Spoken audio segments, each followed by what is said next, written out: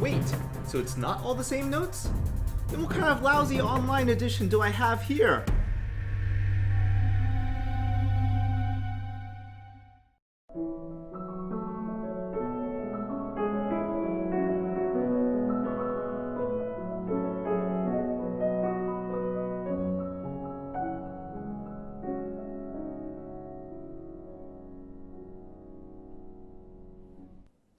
Hey, Alan here, and welcome to LIMM. Today we'll examine a vertical slice of the mentality behind high-level piano analysis and playing with the opening of the first movement of Beethoven's Piano Sonata in E major, Opus 109.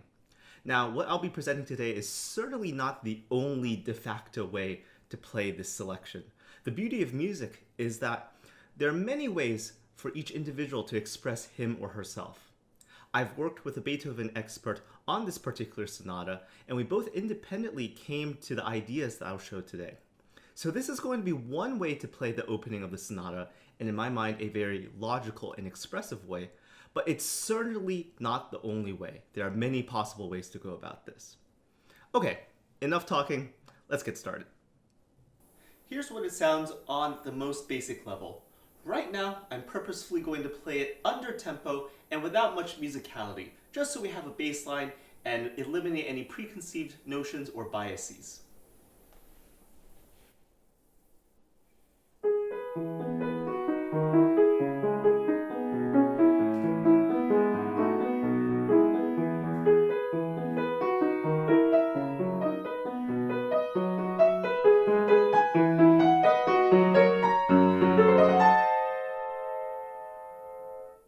You'll notice that Beethoven writes the opening as a series of 4 notes.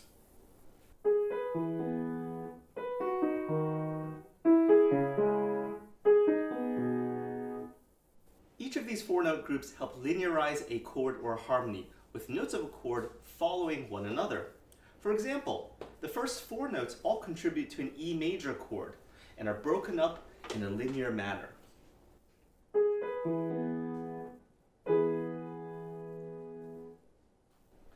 If we were to verticalize all of these chords, basically take these 4-note groups and play them all at the same time, the first few measures would sound like this.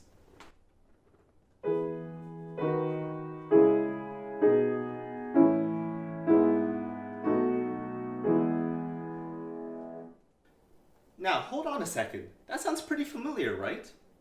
Well, what if I took what Beethoven wrote, transposed it down a step into D major, and changed the chords into root position, as well as altered some of the upper voices? This is what I would get.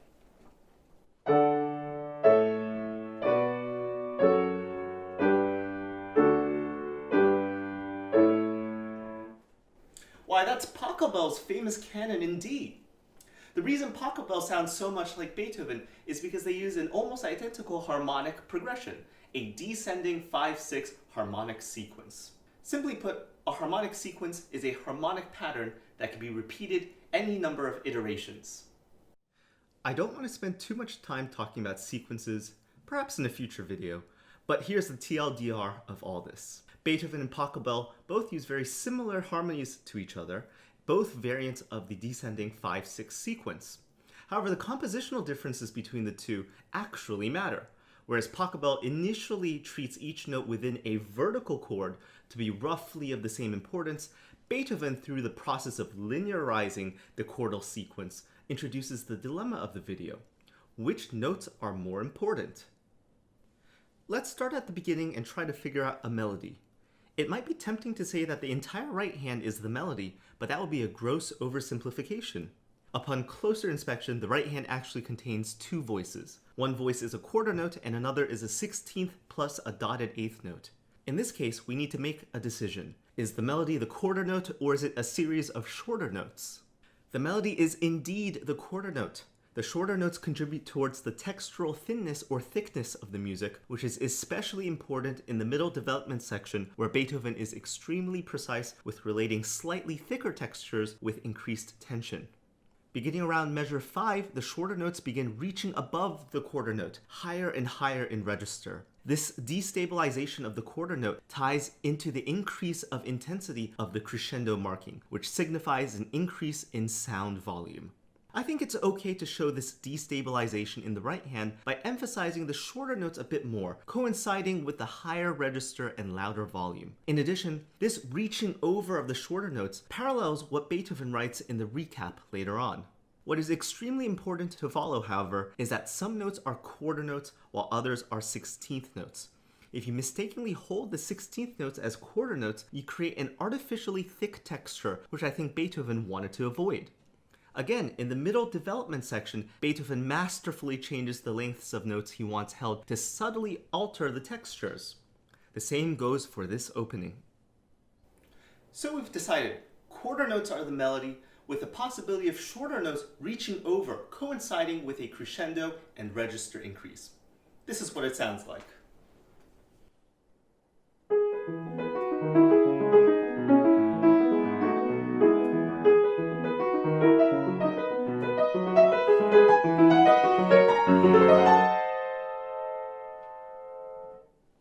We're off to a good start here, but it still sounds like we can do a little bit more. Let's take a look at time signature and rhythm. Beethoven writes the sonata in a 2/4 time signature, meaning that there are 2 beats in every measure, with each beat equivalent to a quarter note. With our quarter note melodic line, we see that each quarter note lines up directly on either beats 1 or 2, which passes our sanity test.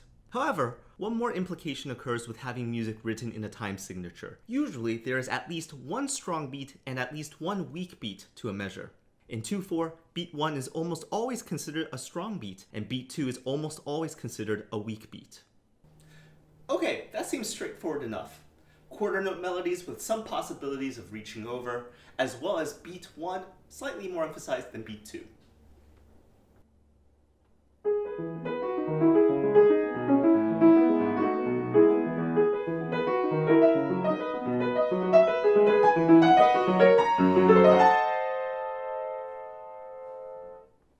We're making good progress, but there's still one more thing that can help us out, and that's phrasing.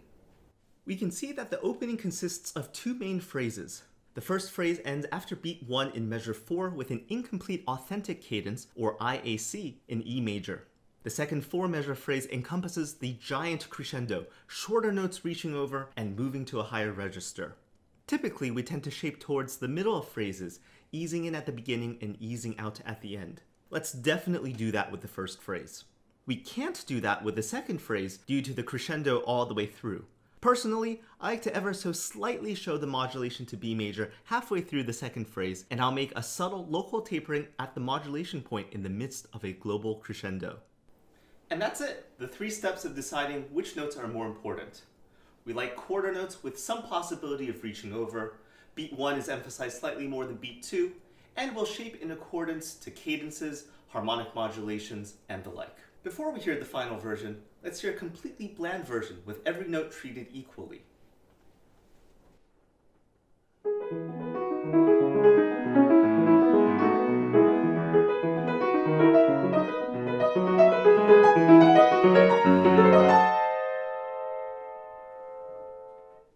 Now let's hear the final version with all the components combined.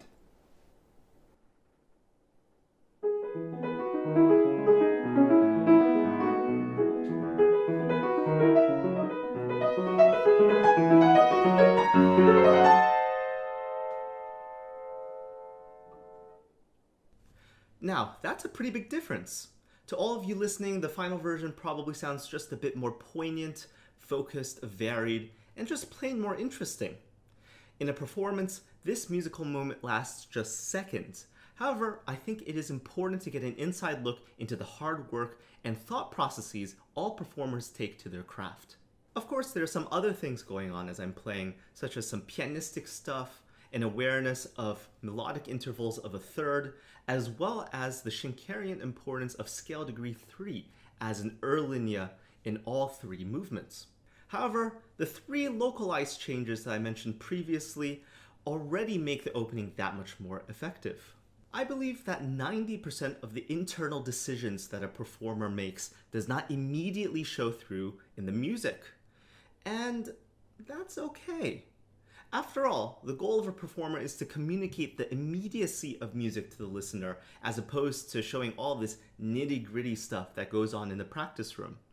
However, I think we as listeners can try to be a little bit more understanding of the hard work and thought processes that goes on behind the scenes, and perhaps not be so quick to bash individual performances.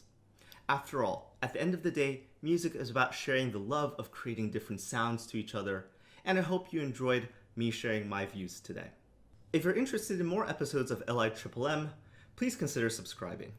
Hit the like button, and I'd love to read your comments below. As always, keep it logical. Take care, everyone.